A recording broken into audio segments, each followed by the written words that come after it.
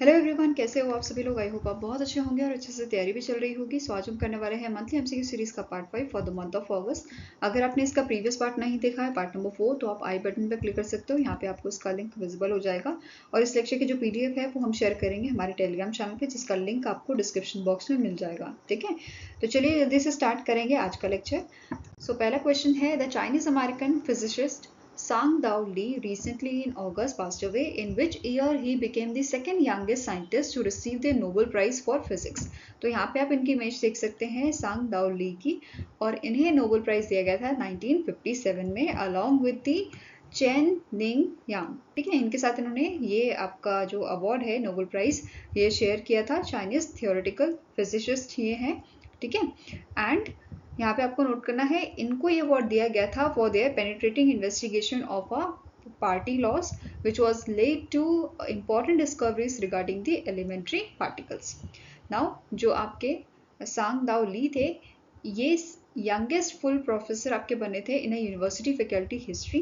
ठीक है, इनके अवार्ड्स की अगर बात करें तो अल्बर्ट आइंस्टाइन अवार्ड इन्हें दिया गया था 1957 में, रमफोर्ड प्राइज 1980 में, गैलीलियो गैलीली मेडल 1979 में, and liberty award and national medal of science 1986 में दिया गया था। ठीक है, अभी हमने यहाँ पे क्या बात की कि ये सेकेंड यंगेस्ट साइंटिस्ट थे जिन्हें नोबेल प्राइज दिया गया था फिजिक्स में। और पहले शख्स कौन थे जिनको नोबेल प्राइज दिया गया था, मतलब youngest recipient of Nobel prize, इनका नाम है लॉरेंस ब्रैग, जिनको 25 की एज में ये नोबेल प्राइज दिया गया था फॉर द फिजिक्स। ठीक है, इन्होंने ये अवार्ड शेयर किया था इनके फादर के साथ, विलियम हेनरी ब्रैग, 1915 में। क्लियर है। Now next आपको क्वेश्चन है, recently in August PM Narendra Modi has received the first copy of a Call of the Gear book written by Dash। तो पीएम नरेंद्र मोदी जी को फर्स्ट कॉपी दी गई है call of the gear book की, जो आपकी एक कॉफी टेबल बुक है। ठीक है, और इसके आपके ऑथर कौन है, इनका नाम है परिवन नाथवानी, जो आपके मेंबर ऑफ पार्लियामेंट है राज्यसभा के फ्रॉम दी आंध्र प्रदेश। ठीक है, call of the gear book की बात करें तो ये बुक आपकी बेस्ड है गिर national park Gujarat and aesthetic Lions पे। ठीक है, क्लियर है। Now this is the second book जो पिरामल नाथवानी द्वारा रिलीज की गई है। फर्स्ट बुक इनकी 2017 में आई थी जिसका नाम था गिर Lions pride of Gujarat, and इसे पब्लिश किया था टाइम्स ग्रुप बुक्स ने। फाइन, यहाँ पे बुक आप देख सकते हो। Next is national handloom day is annually observe across India on. तो नेशनल हैंडलूम डे आपका जो है मनाया जाता है, ऑब्जर्व किया जाता है 7 अगस्त को। ठीक है, answer is option number B, और इस साल हमने इसका 10th एडिशन जो है वो ऑब्जर्व किया था। Now this day also is celebrated to commemorate the स्वदेशी मूवमेंट, जो आपकी 1905 में जो है लॉन्च की गई थी। 7 अगस्त 1905 में इसको लॉन्च किया गया था। ठीक है, स्वदेशी मूवमेंट को। Next is, which among the following educational institutions signed an MOU with the Global Education Outreach Mauritius for educational collaboration during the India-Mauritius Trade Conference 2024 held in Port Louis, Mauritius? तो इनमें से कौन सी आपका जो है, कौन सा एजुकेशनल ग्रुप है, कौन सा एजुकेशनल इंस्टीट्यूशन है जिसने MOU साइन किया है ग्लोबल एजुकेशन आउटरीच मॉरिशस के साथ एजुकेशनल कोलैबोरेशन के लिए? ठीक है, तो it is the Nehru group of institution. तो आंसर आपका यहाँ पे है ऑप्शन नंबर डी। अब जो MOU है इसका मेन एम क्या है, to strengthen the commitment of Nehru group to exchange of technology in education concerning education 4.0। ठीक है, नाउ अब ये जो आपका MOU था ये साइन किया गया था इंडिया मॉरिशस ट्रेड कॉन्फ्रेंस 2024 में, जिसको ऑर्गेनाइज किया गया था Indian economic trade organisation in association with the India Africa trade council IATC। ठीक है, और इस कॉन्फ्रेंस का मोटो आपका था promoting investments and growth in partnership with the Mauritius business houses. अब मॉरिशस की स्टार्टिंग इन्फॉर्मेशन देखेंगे तो इसके आपके प्राइम मिनिस्टर हैं प्रविंद कुमार जुगनौथ, कैपिटल इसकी है पोर्ट लुइस, करेंसी इसकी है आपकी मॉरिशियन रूपी। ठीक है, नेक्स्ट अब क्वेश्चन है, national javelin day is annually observe across India on. तो नेशनल जैवलिन डे हम ऑब्जर्व करते हैं 7 अगस्त को। ठीक है, 2021 में 11 अगस्त 2021 में athletics federation of India AFI ने अनाउंसमेंट की थी कि हर साल नेशनल जैवलिन डे आपको ऑब्जर्व किया जाएगा।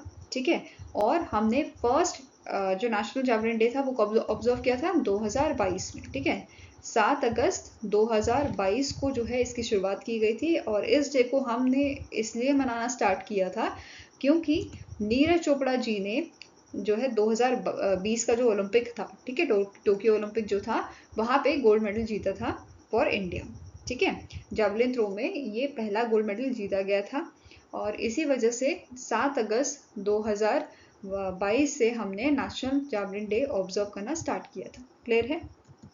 और इवन रिसेंटली जो आपके 2024 के ओलंपिक्स हुए हैं, पेरिस ओलंपिक, वहाँ पे नीरज चोपड़ा जी ने जो है सिल्वर मेडल जीता था इंडिया के लिए। क्लियर है?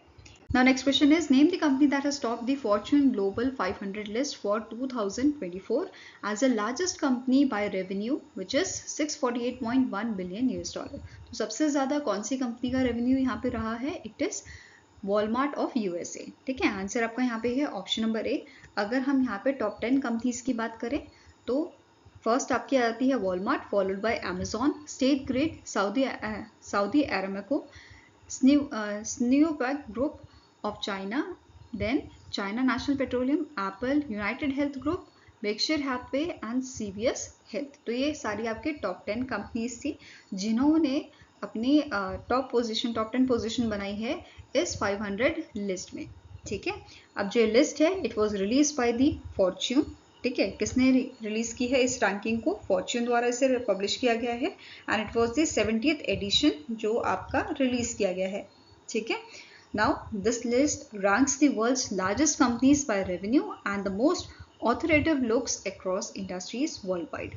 अब यहाँ पे अभी हमने बात की ग्लोबली कौन सी आपकी जो है टॉप 10 कंपनीज रही हैं। अब हम बात करेंगे इंडियन कंपनीज कौन सी इस लिस्ट में फीचर की गई हैं।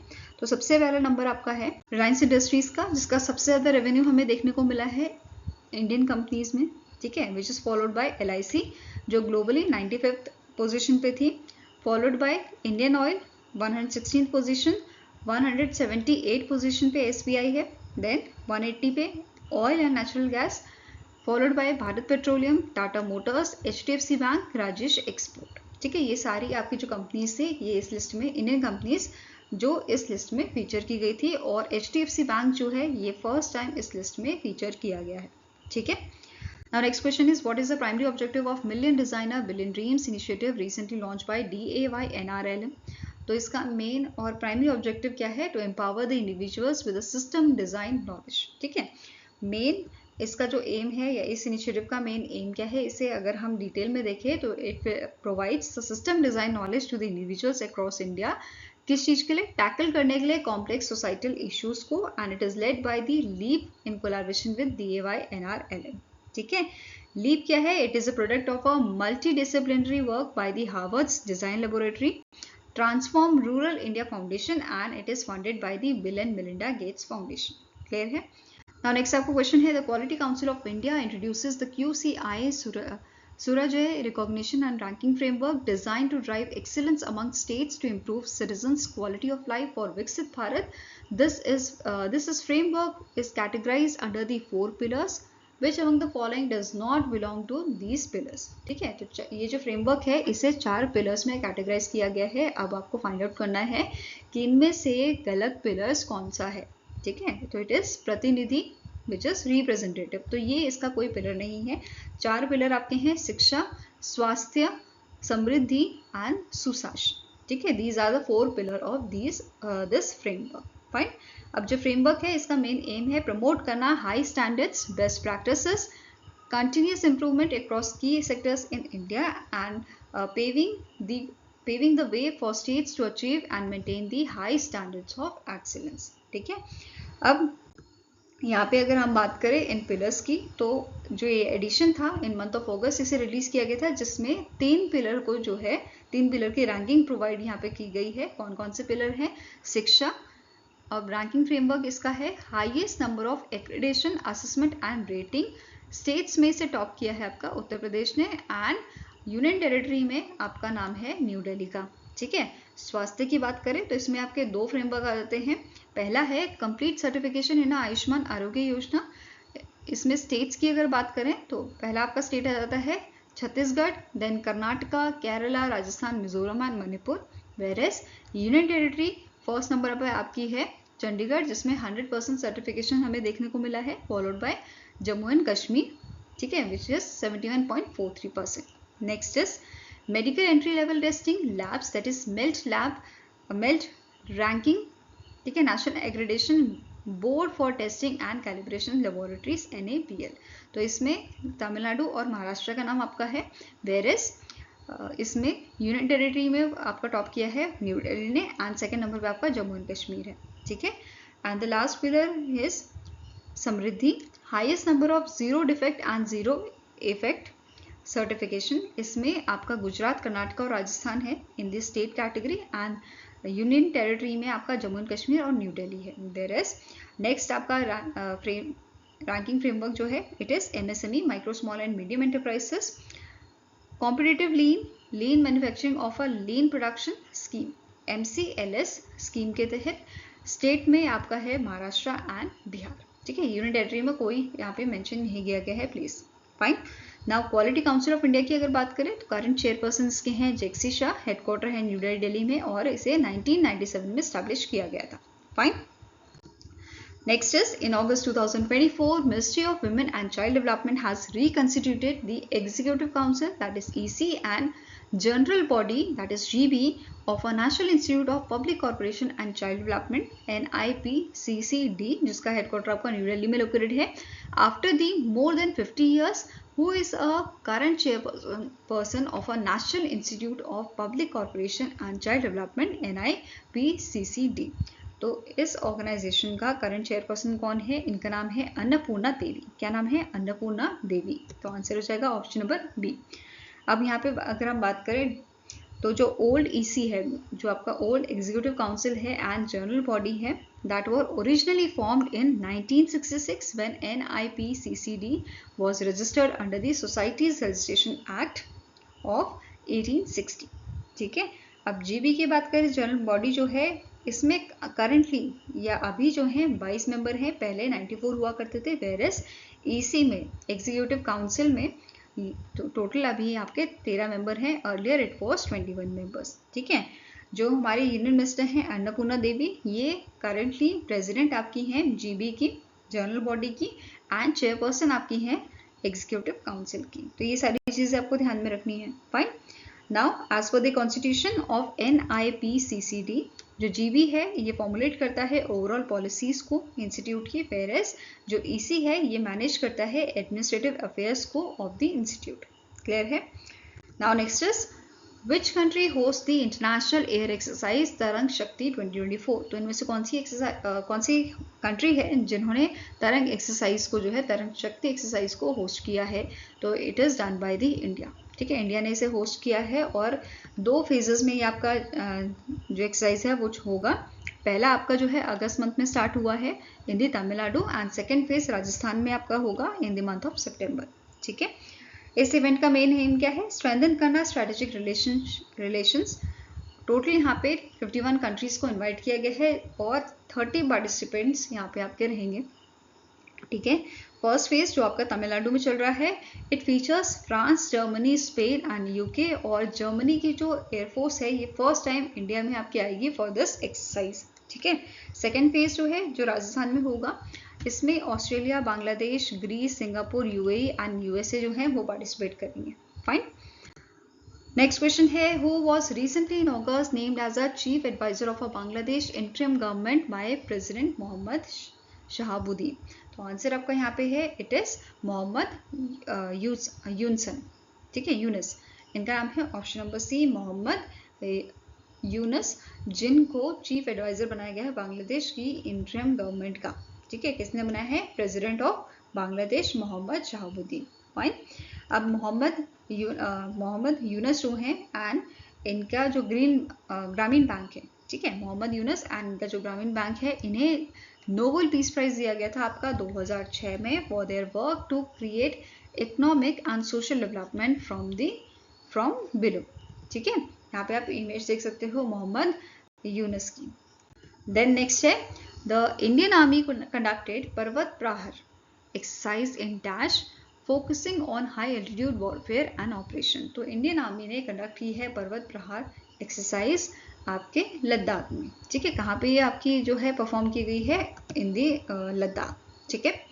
Next is as per the World Bank's report, world development report 2024, the middle income trap dash country would take nearly 75 years to reach 1/4 of USA income per capita, while China would take more than dash years and Indonesia nearly 70 years. तो यहाँ पे इस report में mention किया गया है कि USA की जो फर्स्ट क्वार्टर या 1/4 की जो आपकी इनकम होगी पर कैपिटा इनकम, इसे इंडिया अचीव करेगा 75 ईयर्स में, नियरली 75 ईयर्स में, वेयर एज जो चाइना है, चाइना इसको अचीव करेगा इन मोर देन 10 ईयर्स. तो आंसर क्या हो जाएगा? It is option number D. और जो इंडोनेशिया है ये नियरली 70 ईयर्स लगाएगा इस चीज को कवर करने में. फाइन. इसके अलावा इस रिपोर्ट में प्रपोज किया गया है 3I स्ट्रैटेजी कि जो कंट्रीज हैं अगर उनको हाई इनकम कंट्रीज बनना है या हाई इनकम स्टेटस इनको पाना है तो इन्हें 3I स्ट्रैटेजी को फॉलो करना चाहिए. पहला आपका आई है फर्स्ट फेज इन्वेस्टमेंट. जो लो इनकम कंट्रीज हैं उनको फोकस करना चाहिए इन्वेस्टमेंट में, ठीक है, उनको इन्वेस्टमेंट बढ़ानी चाहिए. सेकेंड आपका क्या बोला है? Second I phase infusion. Lower middle income countries can start adopting technologies from abroad, ठीक है, बाहर के टेक्नोलॉजीज को अपनाना चाहिए and spreading them across the economy. And the third I phase innovation. Upper middle income countries no longer merely borrow ideas from the global frontiers of technology, they push the frontier. ठीक है, ये 3I strategy है जिसको follow करना चाहिए ताकि हमारी जो कंट्री है वो हाई इनकम स्टेटस ग्रैब करे. ठीक है. Next is name the bank that has launch golden circle banking programme for senior citizens in India. तो इस प्रोग्राम को लॉन्च किया गया है बाय दी DBS बैंक. ठीक है, किसने लॉन्च किया है? DBS बैंक ने, DBS बैंक इंडिया ने. किसके लिए? सीनियर सिटीजन्स के लिए. तो इसका पूरा नाम आपका जो है it is DBS golden circle banking programme. Clear है? इसकी एलिजिबिलिटी क्या है? जो रेजिडेंट है इनकी एज जो है 60 ईयर्स और अबव होनी चाहिए. तो ये बस एक इकलौती इसकी एलिजिबिलिटी है. क्लियर है? नाउ बेनिफिट्स की अगर हम बात करें तो बेनिफिट्स क्या है कि हाई इंटरेस्ट रेट यहाँ पे प्रोवाइड किया जाएगा. ठीक है, जो हमारा सेविंग अकाउंट होगा DBS बैंक का उस पर 7% पर एनम का इंटरेस्ट रेट यहाँ पे दिया जाएगा. इसके अलावा एडिशनल यहाँ पे 0.50% का इंटरेस्ट रेट दिया जाएगा फिक्स डिपॉजिट्स पे. मंथली, क्वार्टरली और क्यूमुलेटिव इंटरेस्ट पे आउट जो है वो आपका रहेगा फिक्स डिपॉजिट पे. साथ में ही अगर जो प्री मैच्योरली हम जो है विड्रॉल कर लेते हैं फिक्स डिपॉजिट का तो इसमें भी कोई पेनल्टी नहीं लगाई जाएगी. ठीक है, for the tenure of 1 year और मोर. फाइन. नेक्स्ट आपका क्या बोल रहा है?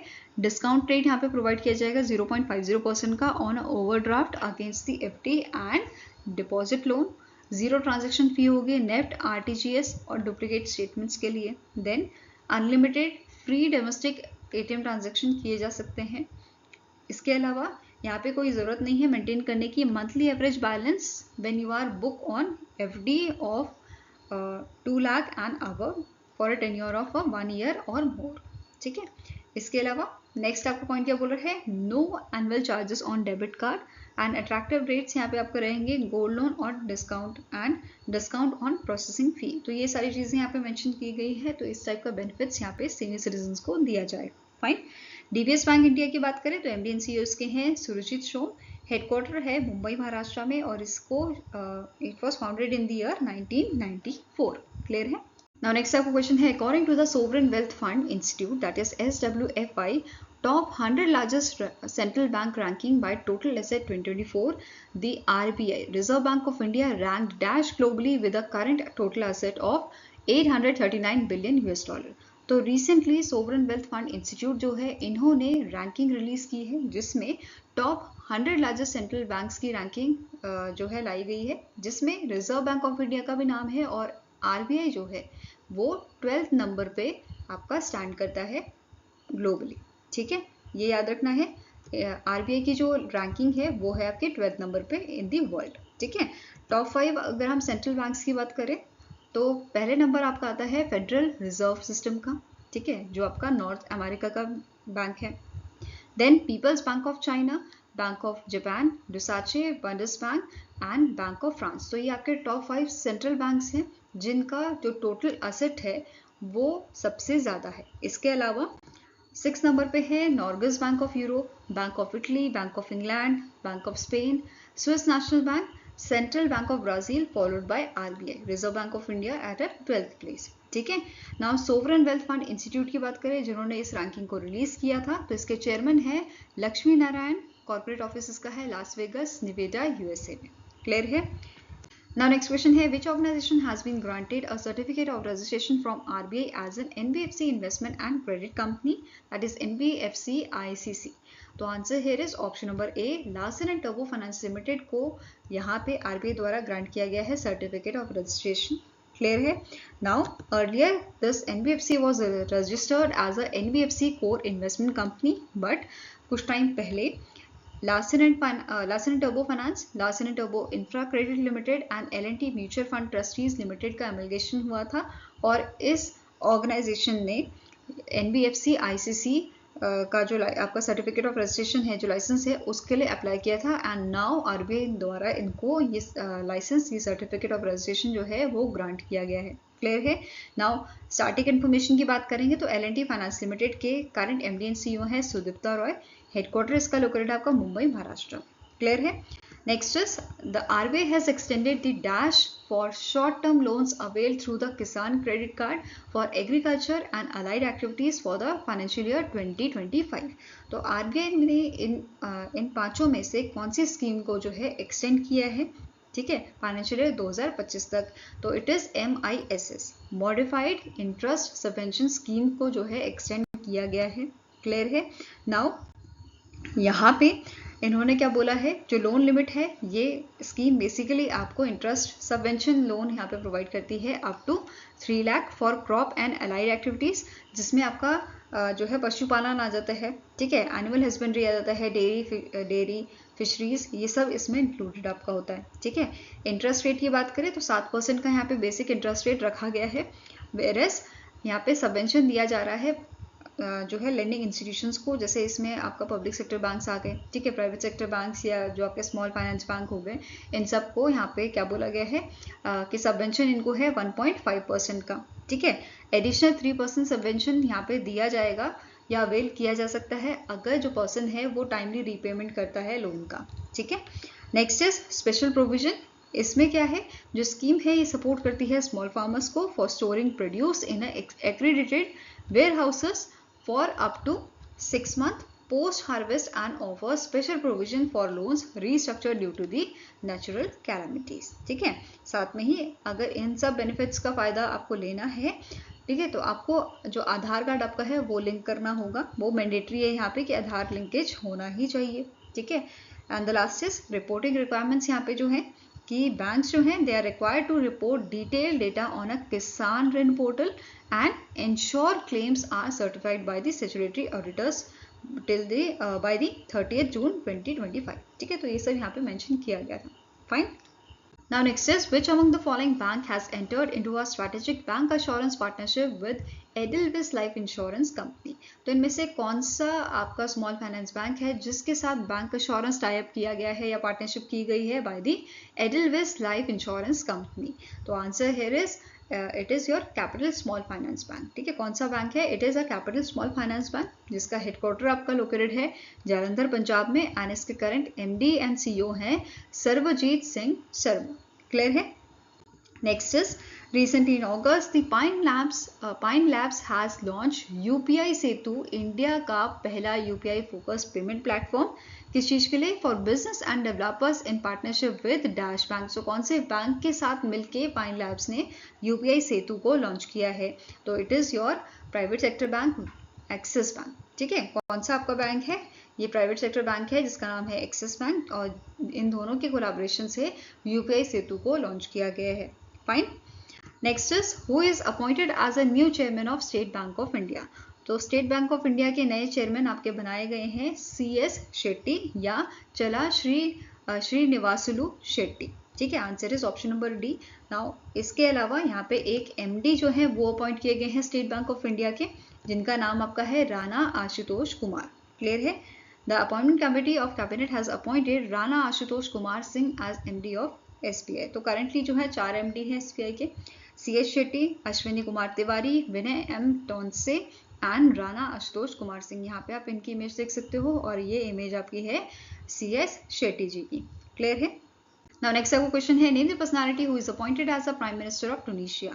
तो टूनिशिया के प्राइम मिनिस्टर इनमें से कौन सा पर्सनालिटी जो है उनको अपॉइंट किया गया है, इनका नाम है कमेल मोदोरी। ठीक है, answer is option number B. और ये अपॉइंटमेंट की गई थी यहाँ के प्रेसिडेंट द्वारा, जिनका नाम है के सायद। ठीक है, ये क्लियर है। नाउ अब स्टैटिक इन्फॉर्मेशन की बात करें तो टूनिशिया की कैपिटल आपकी है ट्यूनिस, करेंसी इसकी है टूनिशियन दिनार, और यहाँ पे आप इमेज देख सकते हो टूनिशिया के प्राइम मिनिस्टर की, जिनका नाम है कमेल मोदोरी। क्लियर है। Now next question is, who is appointed as the next CEO and director of DBS group in March 2025।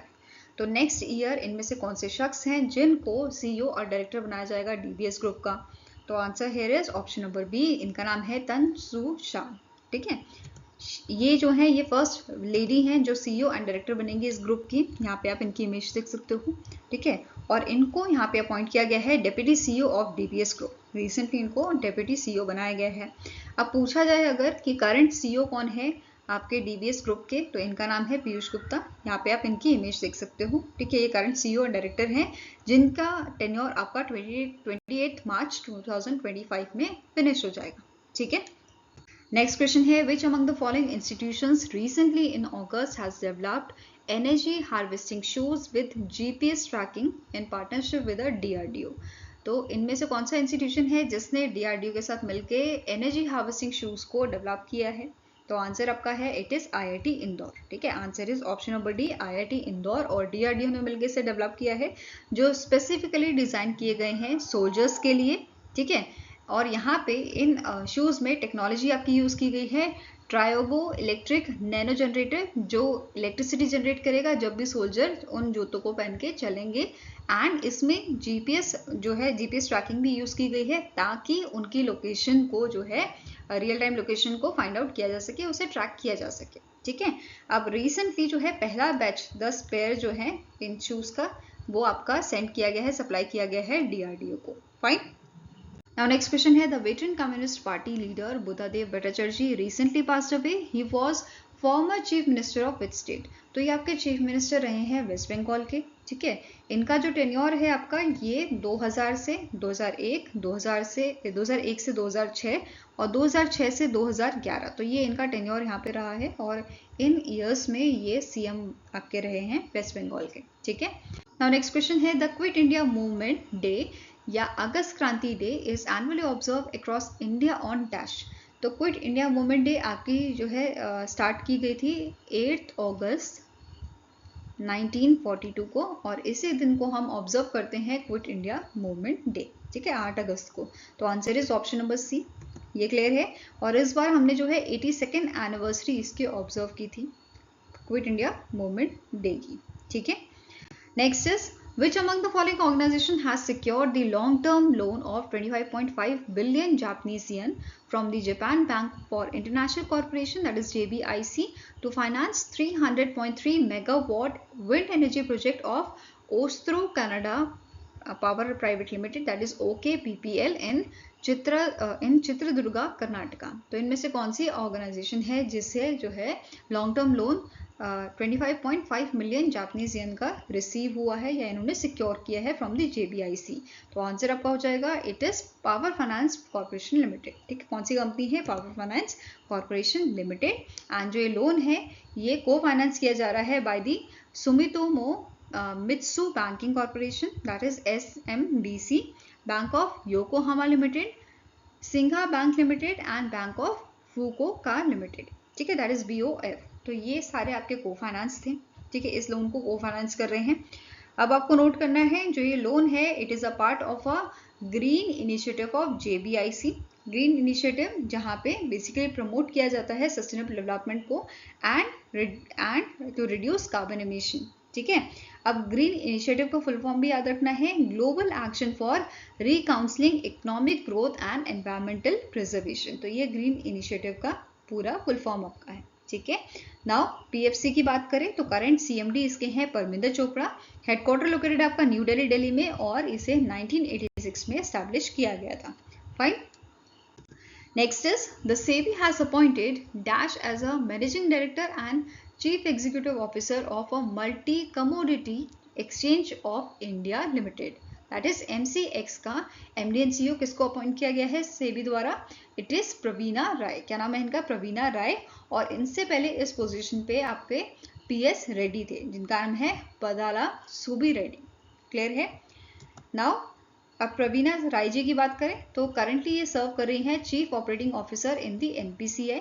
ठीक है, NPCI का फुल फॉर्म क्या होता है? Please let me know in the comment section. Now MCX की बात करेंगे तो it started its operation in the year 2003 and इसके करंट चेयरमैन है हर्ष कुमार भनवाला। हेडक्वार्टर लोकेटेड आपका मुंबई महाराष्ट्र में। ओके, यहाँ पे आप इमेज देख सकते हो प्रवीणा राय जी की। Next is recently in August, Rekha Sharma, the chairperson of National Commission for Women, stepped down as her tenure ended. The National Commission for Women was a dash. तो आपका जो राष्ट्रीय महिला आयोग है, ठीक है, it was a dash। तो आपको बताना है इनमें से कौन सा आपका जो पॉइंट है वो करेक्ट है। ठीक है, आंसर आपका हो जाएगा, ये आपका एक एक्ट है जो पार्लियामेंट द्वारा पास किया गया था। ठीक है, answer is option number D. That is National Commission for Women was an act that was passed by the Parliament। ठीक है, अब नेशनल कमीशन फॉर विमेन की अगर बात करें तो इसे सेटअप किया गया था जनवरी 1992 में under the national commission for women act 1990। Government of India द्वारा इसको जो है लाया गया था। किस चीज के लिए?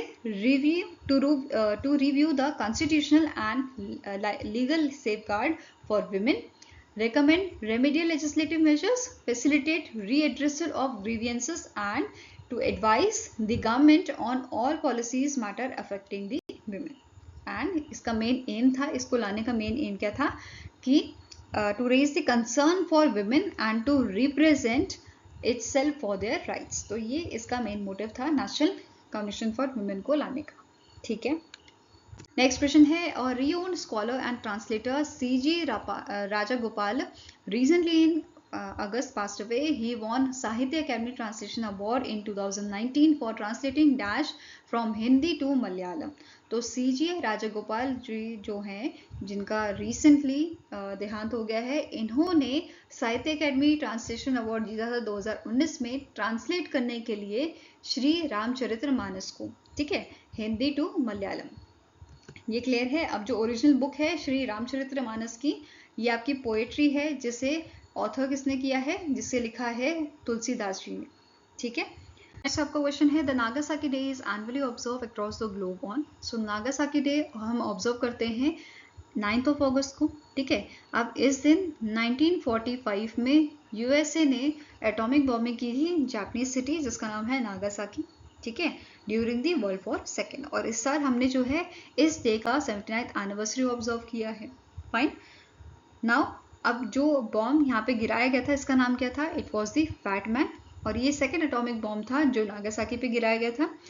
इससे पहले हिरोशिमा पे, जो अगेन जापानीज सिटी है, हिरोशिमा पे 6 अगस्त को लिटिल बॉय नाम का एटॉमिक बॉम्ब गिराया गया था। और ये दोनों ही जो एटॉमिक बॉम्ब हैं ये आपके मैनहट्टन प्रोजेक्ट के अंडर डेवलप किए गए थे, जो USA गवर्नमेंट का रिसर्च प्रोजेक्ट था during the world war second. ठीक है, नाउ जो फैटमैन है it was the plutonium implosion type bomb. तो ये आपको नोट करना है, स्टार्टिंग चीजें हैं कुछ। ठीक है, आई होप गाइस आपको ये वीडियो पसंद आया हो। पसंद आया तो लाइक एंड शेयर जरूर कीजिएगा और हमारे साथ जुड़ने के लिए हमारे चैनल को सब्सक्राइब कीजिएगा। अगर आपके कुछ सजेशन है तो आप हमें मेल कर सकते हो benchmarkstudy007@gmail.com पे, या फिर आप हमें कमेंट सेक्शन में भी लिख सकते हैं। सो मिलेंगे इसे ही नेक्स्ट वीडियो के साथ। Till then take care, have a nice day and all the best for your preparations.